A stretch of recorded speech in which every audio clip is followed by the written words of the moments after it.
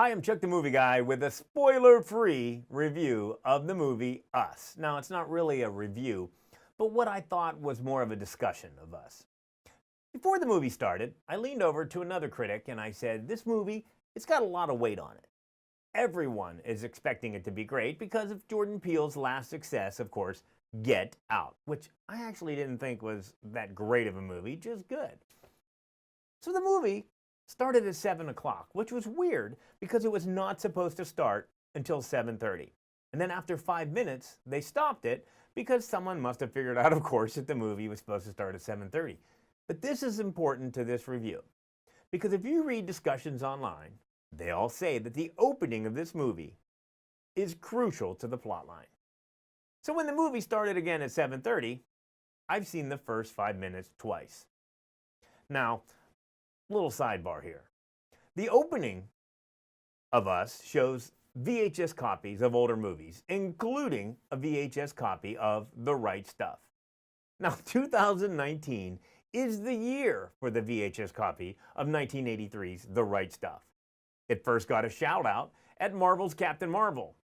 And now in this movie, Us.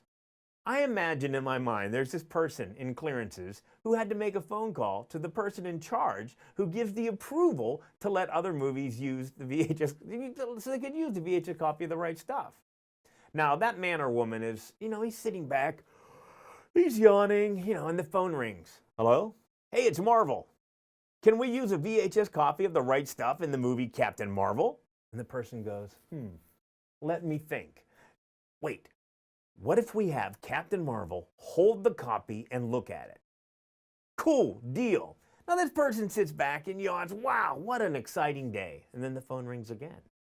Hello? Hey, it's Jordan Peele. Can I use a VHS copy of The Right Stuff in the beginning of my new movie, Us? And the person sits up.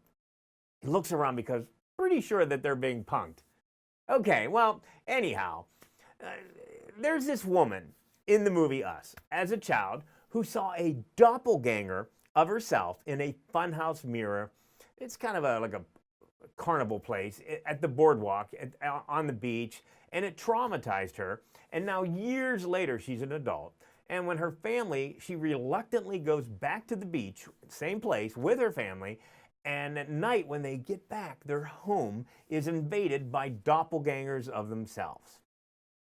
Now, this is the last I'm going to talk about the plotline of Us. If you've seen the trailer or the poster, you know it involves, or actually right there, it involves a mask. Not that mask. But people are freaking out over this. Yes, it's scary, kind of creepy, but it's been done so much better and scarier in 2008 with the movie The Strangers. Terrifying movie. Absolutely terrifying movie. Now, in this movie, much of the crucial plot lines of the story is delivered by someone who mutters. And it gets so hard to understand what she's saying, I just gave up trying to figure out what she said. Later, it happens again in like this James Bond moment of the movie when the villain reveals the entire master plan to Bond in this dramatic, this is why, in this moment. And you're like, what? What did she say? I think I heard the word soul. I think I heard something about years to plan. Now, I'm going to jump to the end of this movie. The credits roll, and I'm like, ugh, this made no sense. People around me are talking to themselves, and I hear, I don't get it. I hear terrible movie. And then I hear a few people, a few rows up, saying, brilliant, wow. And I just shake my head. I'm confused. I'm thinking, maybe if I had one of those closed captioning devices, and I could see what they're saying, or maybe if I had the script. Now, in the movie, the main character does a few things that makes no sense. I mean, no one in their right mind in that situation would ever do that in real life. And it was tough. It was a tough part of the movie for him. Like, no way. I'm sorry. And I'm walking down the stairs, and I hear somebody talking about that scene and why that person did that. And I was like, oh, that kind of makes sense now. And then a few more things started to click in my head, but I still didn't like the movie. Now, I jumped over to Facebook because I knew the Vegas film critic Jeffrey K. Howard had also seen it, and I found a post that he made that said, terrible movie, absolutely terrible. So I called him, and I said, we need to talk about this movie.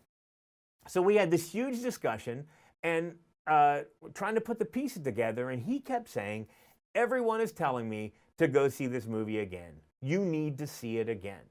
And we talked about how it would have been better if they had one of those subtitle devices. And he also said that they all say the first 5 minutes are the most important. Well, let me tell you something. I saw the first 5 minutes twice, and I still don't get it. Then he told me he was going to go see it again before he made his review. Now, I've been thinking about this movie now for 4 days. I've read a few things online by people smarter than me, which is pretty much everybody. And, I'm going to put my foot down. No. Sorry, not happening. You shouldn't have to see a movie twice. You shouldn't have to read a screenplay. You should not have to use a closed captioning device to figure out a movie. Now, you take away all the creepy and scary moments, which, as I mentioned, were done before and better in the movie The Strangers. I say, sorry, bad movie. I don't get it. Too hard to understand. Now, if this movie starts winning Academy Awards, well, then I'm just a bad film critic, but you kind of knew that already.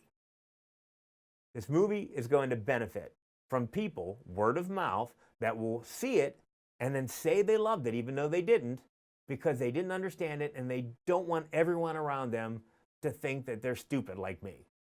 And they don't want that to happen. People do it all the time. I say don't pay money to see this. Wait for it on Netflix if you're curious. See, I've been saying that a lot lately. Wait for it on Netflix at the new term.